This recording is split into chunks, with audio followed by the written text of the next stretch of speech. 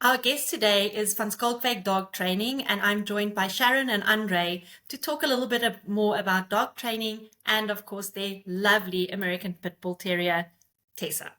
Andre and Sharon, welcome to the podcast. Thank you very much. It's a real honor to be here and to be able to join you in this topic on these topics. It's really great. We're very honored. Thank you.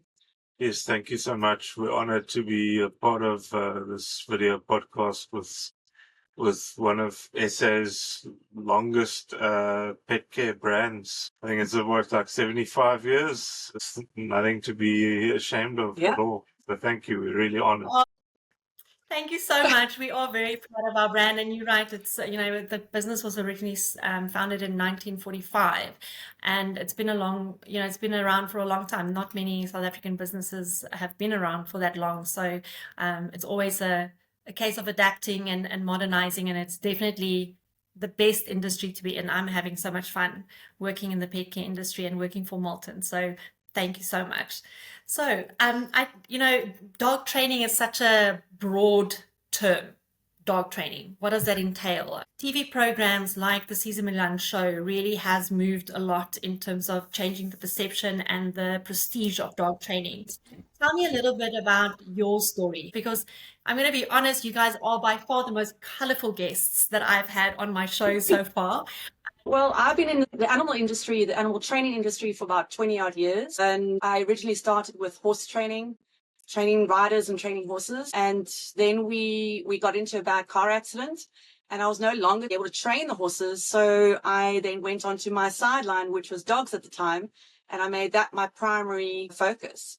My husband here into it from the IT world. Yes, I have a 20 odd year career in IT, and but I also have 10 years experience working with dogs, primarily the American Pit Bull Terrier. And yes, like Sharon said, it was one fateful August night that kind of steered us into this direction. The car accident almost killed us physically. But out of that grew our business. We decided, okay, listen, we're not getting anywhere. Let's fall back on this wonderful skill set that we have. And, we placed an ad in Gumtree, and soon after we were able to move around after that first hard lockdown, and the phone just started ringing. It was unbelievable, and our business just took off from there.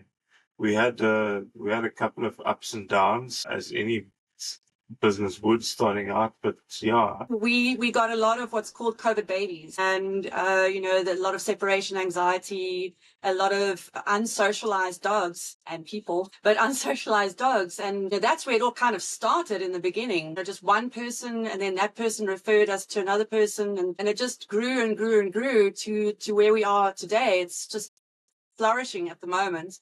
And yeah, we're very lucky and fortunate that we can help as many people as we have helped over the past couple of years. Yeah. It's amazing. So, That one tragic moment, it was that pivot point in your lives that put you on a different path to where you might have been had nothing happened.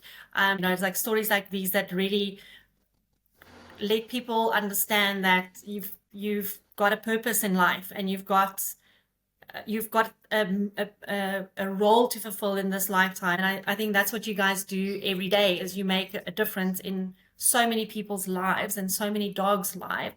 You also do school programs. Tell me a little bit more about that. Yeah, we find a lot of situations where the kids are with the dogs by themselves, and we try and teach the children how to approach a dog, to ask adults if they're allowed to pet the dog, what not to do. Don't pull tails and ears and stick your hand in their mouths. Never grab a toy or a bone or any food out from the dog's mouth. We've got an acronym, be safe. We, spell it all out for the kids. We make it really interactive. And of course, Tessa, our Oh, she's sleeping. So Tessa joins us on those demos, and and she is very much involved in communicating with the children. So, you know, for instance, if we say, should you pull a dog's tail, and we tell them what the answer should be, it either is yes or no, shame on you. And when the kids shout out, no, shame on you, then Tessa goes to the chair that we've put out there with the pillow, and she'll stick her head under the pillow as if to be shame on you. And if it's a yes, then she'll go onto her platform and she'll bark a yes. We try and make it very interactive. Yeah. And I think that's such an important thing to do, because an animal still is an animal, right? And their behavior isn't always predictable. So as the owner, you have to always manage the environment and be in control, not just of the dog, but also the immediate environment that you are in with your dog, especially if you're going outside of your home. And if you're a dog lover, most people would love you to touch and pet their dog, but there is a way that you approach those kind of things. And, you know, likewise, that's why owner and dog training is important, because it equips the owner in terms of how to maintain control of the circumstances that they are in. You mentioned power breeds and Tessa. Tessa is an American Pit Bull Terrier. She is considered a power breed. So I have two questions. The first one is, what is a power breed? If you can help myself and our viewers and listeners understand what is a power breed, and why is there such a distinct difference for this of dog breeds. And I'd love to know a little bit more about Tessa. Power breeds are any dog really over a certain size. From your people won't really consider Labrador as a power breed, but it's the, let's call it the weight class. When they go over a certain weight, there is a lot of traction in those forelegs, and they can pull tremendously hard. That's what's considered the power breed. Also, with the fact that their jaws are so strong, and a lot of the power breeds are working dogs. So you find your most common ones are your German Shepherd, your Doberman, your Rottweiler, and so those are more about the Belgian Malinois, Dutch Shepherd, and then of course the American Pit Bull, all the bully breeds, the Bull Bull, the Bull Mastiff, and the Bull Terrier, the Bulldog. Those are all your power breeds. They were bred initially for either guarding or for hunting or to take down other big animals, or to, you know, and that's why they're so strong and so powerful, hence the name power breed. It just goes with the breeding. And Tessa, where did you get her? How long has she been with you? So she's turning 4 in January. We've had her since she was 14 weeks old.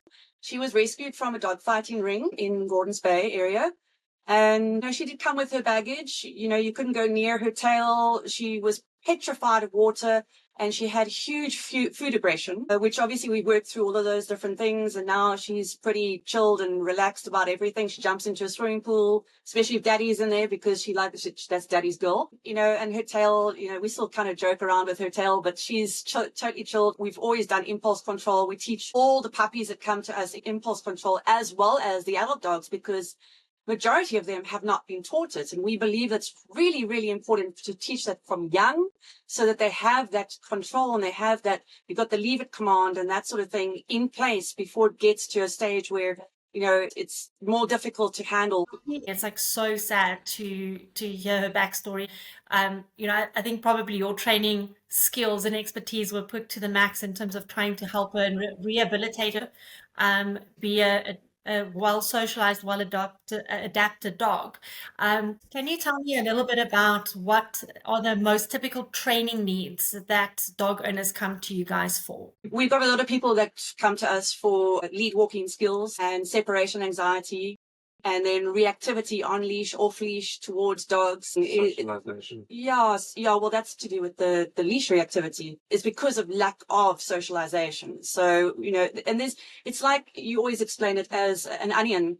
You know, they come to us with one issue, but we always find that once we start uncovering once we start working with them, we start uncovering a whole lot of different things that needs to be sorted out first or resolved first before we can actually resolve what they actually came to us for. There's not always a clear cut, oh, separation anxiety, okay, we're only going to work on that.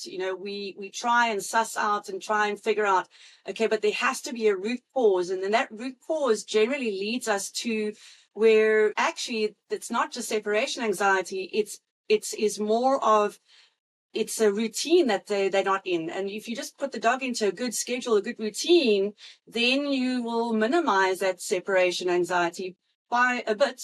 I mean, I'm not saying it's going to cure it, but it does help to put that dog into routine so they know what's expected of them. And they know that, hey, mom's leaving, but mom will come back.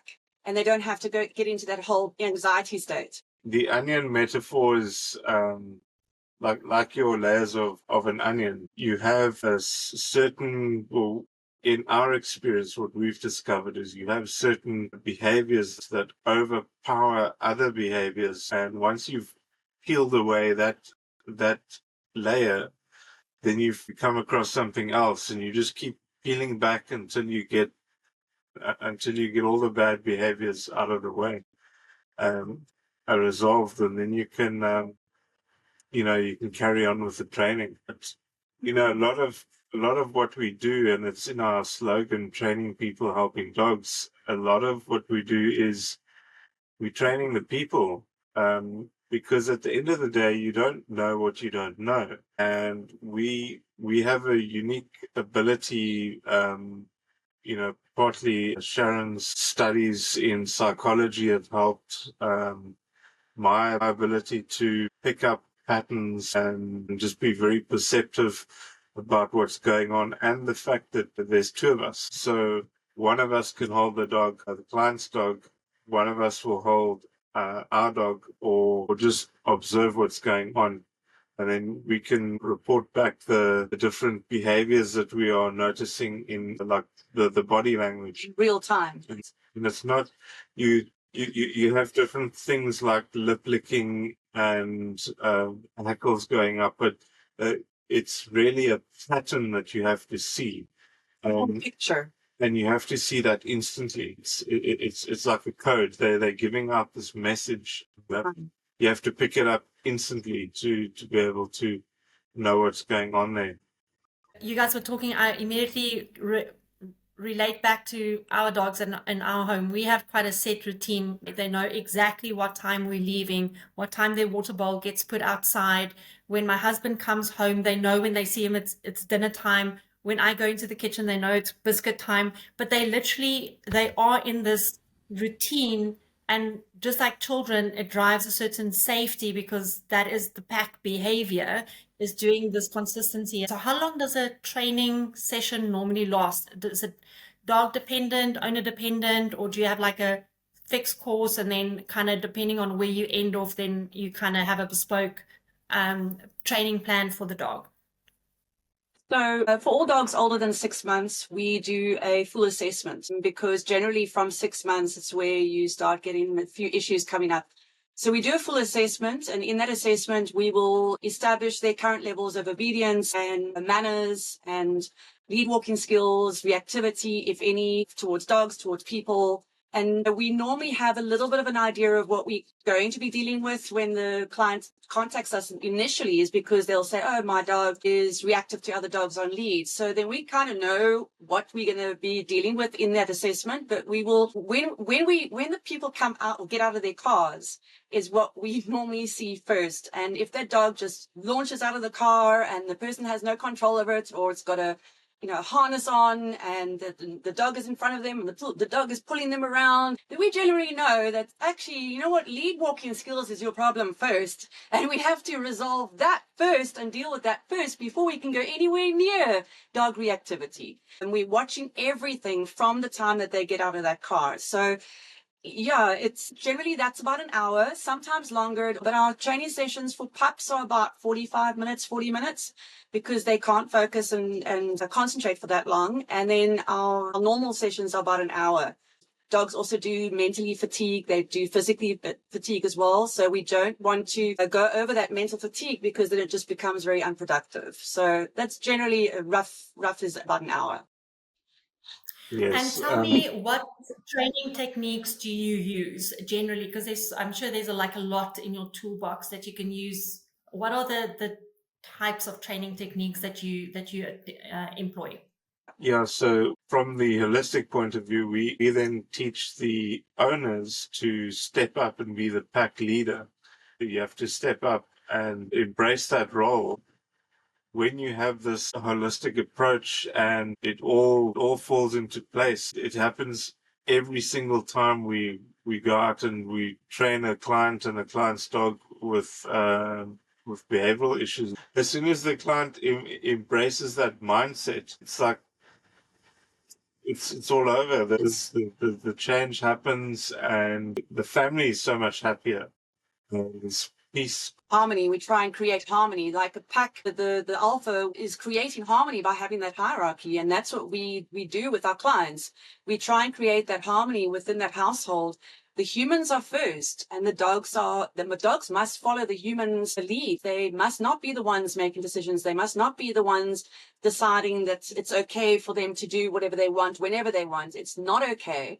You know, once the owner actually understands or gets it, when the light bulb moment goes on, you can see it in their face. And then the shoulders are back, the head is up, and they're actually taking charge of that walk if it's a walking issue. And now the dog is following them. So if you're talking about tools, yes, there's a lot of tools in our toolbox. We do not just rely on positive reinforcement. Yes, we do use positive reinforcement, but it's only one part of it. It's not going to work with an aggressive dog or a reactive dog or an anxious dog, because in those times of anxiety or aggression or reactivity, high stress, they physiologically cannot eat or drink. So there's no good throwing down hot dogs and biscuits and all sorts of treats and everything, because the dog is not going to be interested. I mean, you always say you can throw down a T-bone steak and they won't even look at it. And so that's why we then go on to the rest of the tools in our toolbox, which is using the 4 quadrants, which is positive and negative reinforcement and positive and negative punishment. Now, all that positive and negative mean is either adding or taking away. Reinforcement and punishment means the reinforcing of the behavior that you want to see, or the taking away the behavior that you don't want to see. Punishment, the word punishment is misconceived as, oh, you're going to hit your dog. It's not the case at all. It's just either adding pressure or taking away pressure, or adding something that they like and want or not. And that's where we get the different types of ways of working. We have physical tools, which is slip leads and half check collars. We try and steer people away from harnesses, because your famous saying is, Yeah, harnesses were designed for huskies. They're super comfortable for dogs to pull things, and they'll pull. When you put it on, they'll pull. Harnesses is not the best equipment to walk your dog in, but yet that is the most popular equipment to purchase. The reason people default to the harness is because they can't control the walk, because they can't have a good walking experience. There's all these behaviors that pop up, and then they revert to the harness, and all they do is they take that budding bad behavior and they're just giving it a bit of fuel, but now it's comfortable to do it. At least that's my impression of it, because we generally know that harnesses are not the best for walking in, and it encourages bad walking behavior. But I think maybe the underlying issue is that we don't know how to train and socialize our dogs on a lead, and then they don't react well, and it seems like they're getting hurt on the collar. You hit the nail on the head there. And unfortunately, a lot of this is driven by, I'll call it social media. There are YouTube content creators that try and train dogs, and then there are dog trainers who produce a little bit of YouTube content. So we've kind of fallen the latter. You know, the former has this ideology that you shouldn't correct a dog. You should just wait for it to do the right behavior. You know, I think back of when I was in high school doing woodwork class. I mean, if the teacher just sat in his office and let us go around in the classroom, and heaven help, the class that went into the machine room and decided to see how the high-powered machinery worked. Half of them would walk out with severe injuries. The other half probably wouldn't have walked out at all. You can't wait for something to make the right decision. You have to Correct and guide. correct and guide the learning process. Yeah. You gotta step up and be that pack leader. Got to show them that no, that's not what you want them to do, and this is how you want them to behave, or this is how you want them to walk. So, and it's all processes, and we have many different techniques and many different methods of achieving the same thing, the same result. And we will try and use the one that is most effective for that particular dog and that particular person. We had a couple relocate from Bloemfontein and they needed to board and train their dog with us. This dog was a big power breed and it had picked up this bad behavior which prevented you from walking with the leash. It would redirect onto the leash, and if it couldn't get the leash, it would go for your arm. Now, we came up with an ingenious way to walk the dog without actually walking the dog. It involved cables and chains and everything, and we could stand well away from this dog, and then this dog had the leash on, and it was going up and down the garden, and we were at a safe spot. And that was really the only way we could figure out how to correct this bad behavior. Now he walks fine. Now he's fine. His parents are happy, and they're walking into dog parks and off lead and on lead, everything. So amazing. There is hope, and you are able in 99% of the cases able to harmonize the pack. I think that for me is the key phrase from today's conversation. The pack has to be in harmony, and if you can harmonize the pack, 99.999% of behaviors or issues that you experience with your dog can be rectified. One of our other main tools is, of course, our dog Tessa, where we use her as our control dog and also to help us assess other dogs. She's very good at, obviously, much better than us ever can be, to read other dogs' body language. And so the way she responds to dogs just on sight tells us a lot more of what we're dealing with, and so can put us in the right lane and helps us put us into the correct lane to know what direction we need to go in and what we need to focus on. She's also our control dog, so when we are working with a reactive dog or a aggressive dog, she with her dad, what we've taught her not to be reactive, not to even glance back or look back or react to any dog that's behind her that is trying to lunge towards her, growling at her, barking at her. She doesn't respond at all. She just keeps her focus on her dad, and that is her job.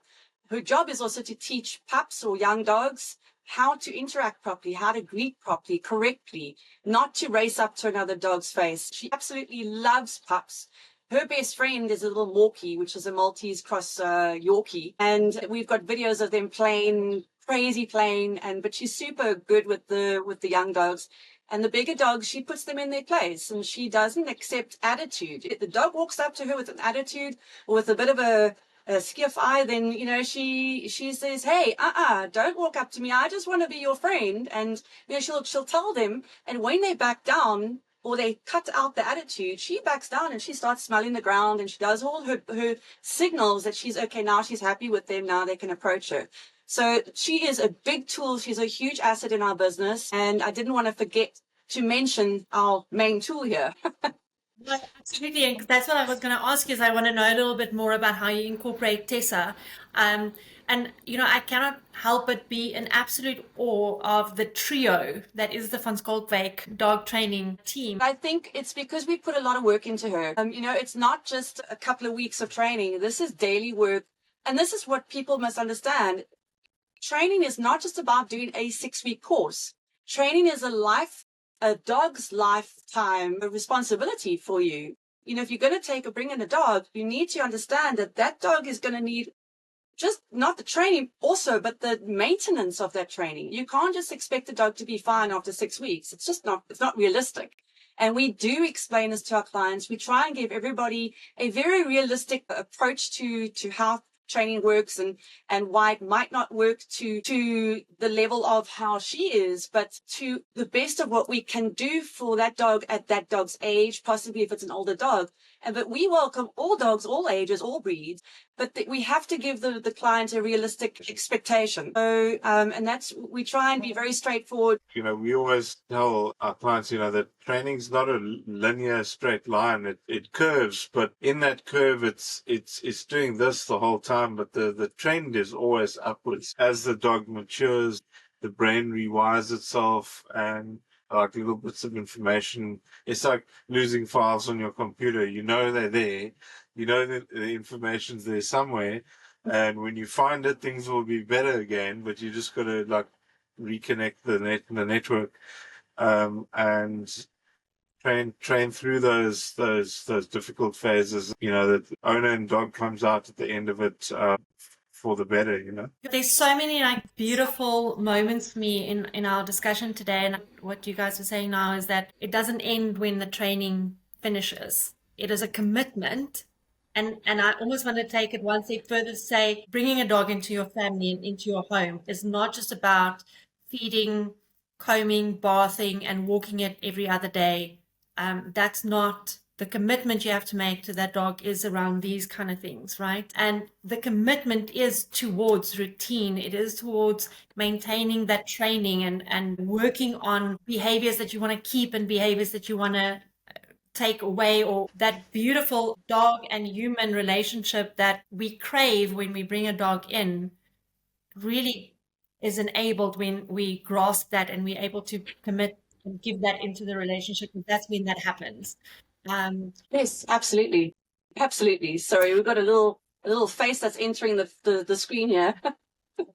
I'm so happy she's got up from her nap. She's a beauty. So tell me about it, because you guys got her at 14 weeks, right? Hello, Tessa. You guys said you got her at 14 weeks. Yes, 14 weeks. We got her at 14 weeks old. We were talking about training and when's the ideal time to start. We always hear about these puppy schools, and I drive around and you'll see in parks there's puppy schools, etc. I know that my dogs are 4 years old now, and I think maybe the three of us, we need to have some training because but they're 4, right? Because I'm now dealing with these issues. I'm dealing with reactivity. I'm dealing with pulling on a leash. I'm dealing with barking at the gate and not, wanting to stop. So the ideal age to start training or maybe I should put it the other way around. When is the period in a dog's life that they are most likely to benefit from training? So we always say start your training the day you get your dog. As far as what we do, as far as puppy packages and all that, we go from 8 weeks old all the way up to adult, obviously. But what we find is, and the reason why we do the full assessments from 6 months onwards is because from 6 months, they actually just entered one of their fear stages. And then there's some behaviors that will pop their heads up.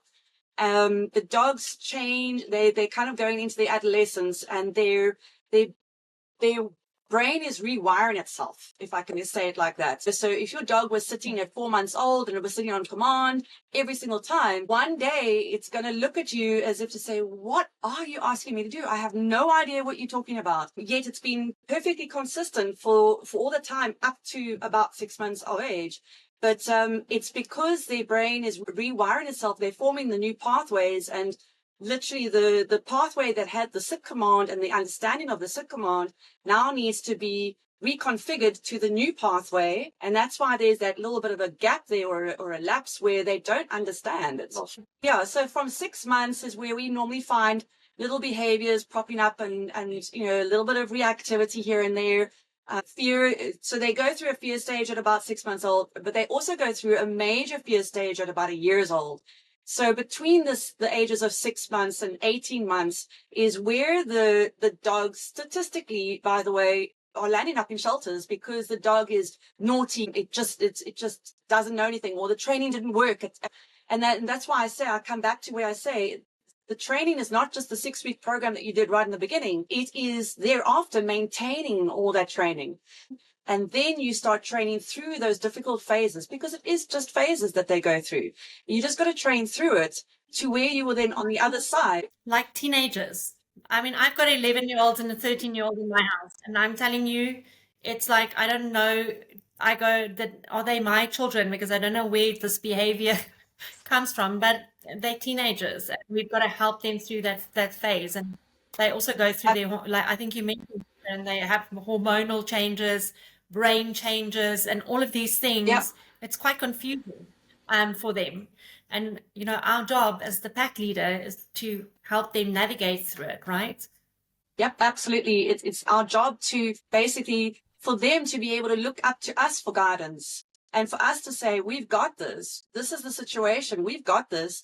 That's what we try and all the pups that we get in, we try and get those fundamental basics installed really, really fast, and more specifically for the owner, not necessarily for the pup. I mean, we do a lot of basic exercises for the pup, but we train the owner all the time. The owner. It's to get them to understand how to do the walk, how to lead, how to be confident, a calm, confident leader. That's what you're looking for, calm and confident. Why do you think not more dog owners come to people like yourselves to help them? You don't know what you don't know. They don't think they're the problem. Yeah, there's ignorance is bliss syndrome.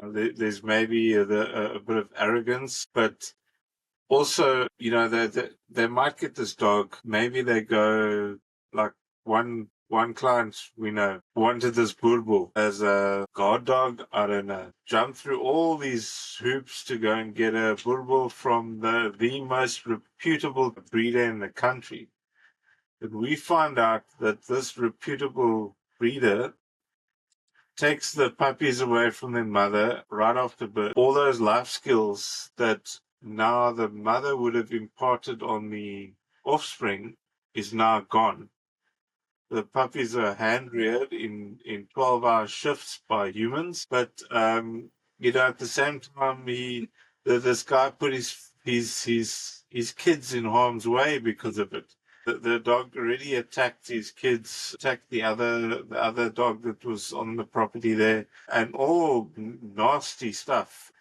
Yeah. That was through arrogance. He felt he knew better, and he could control that dog through fear and intimidation. And one thing you got to understand about power breeds, big dog power breeds, is if you think you're going to control that dog or make that dog obedient through fear or intimidation, you are creating a ticking time bomb, because that dog is going to, when it's older, it's going to turn around and say, I don't think so. One day it will turn around and say, I don't think so. You're not doing that to me anymore. And when it realizes it's stronger and it's bigger and it can actually do it, it's going to turn around. It's going to turn on that person. It's just, we've seen it over and over again. You know, that's that thing where people think that through arrogance, they think that they can control the dog through smacking the dog on the head, or, you know, absolutely, there is a different way of doing things. Yes, we do corrections, but we do not tolerate any type of smacking with a lead or with anything. With hand, lead, I don't care what it is. It's something that we're completely against, and we try and educate people to do things in a different way, in a more productive way.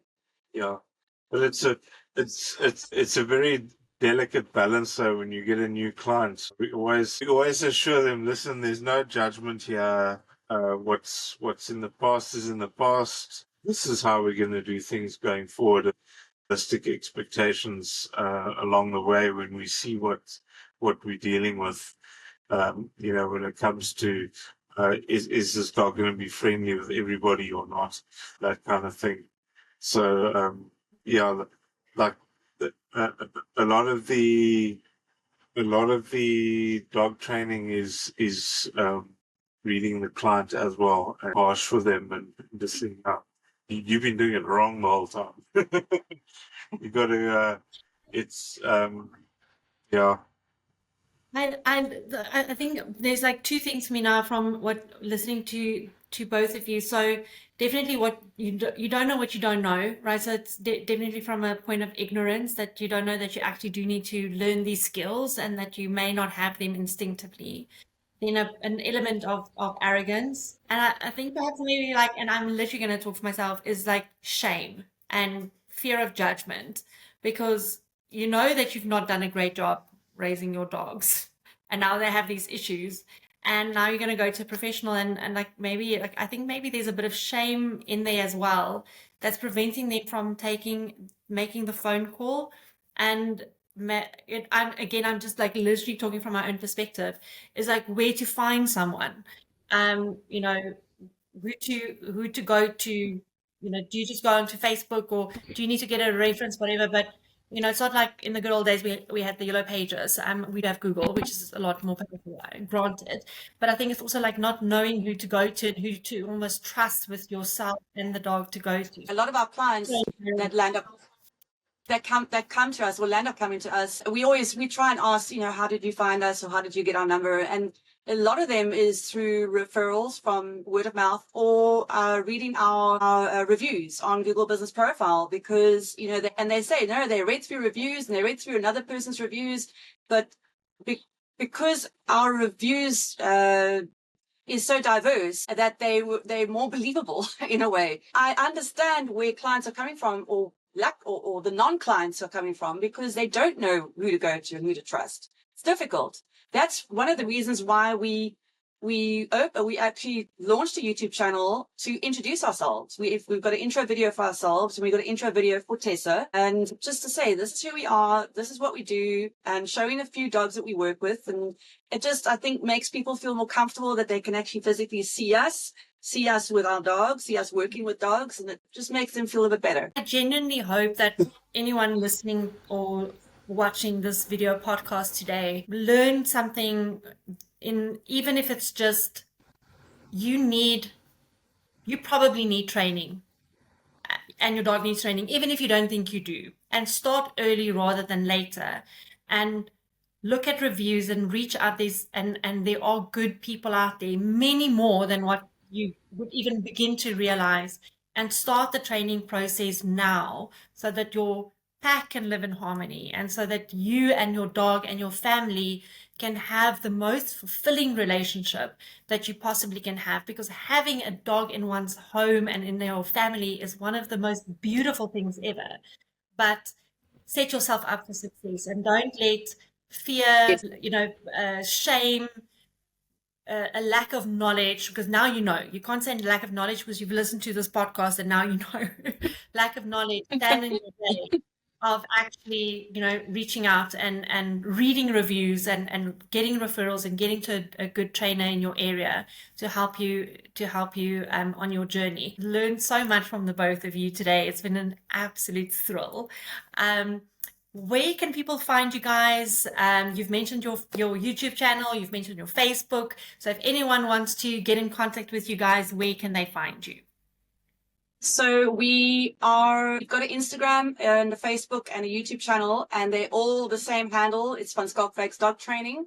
Our contact details are on there. Our website is under construction. So that's going to take a little while because we're making a client's page as well. Like everybody will have their own login page. So that's taking a little bit longer, but it's going to be really cool because then people can see their own training program there and their exercises will be there for homework and that sort of thing. So, and if you see our car, which is fully branded now, if you see our car and you see us walking around, please come say hi.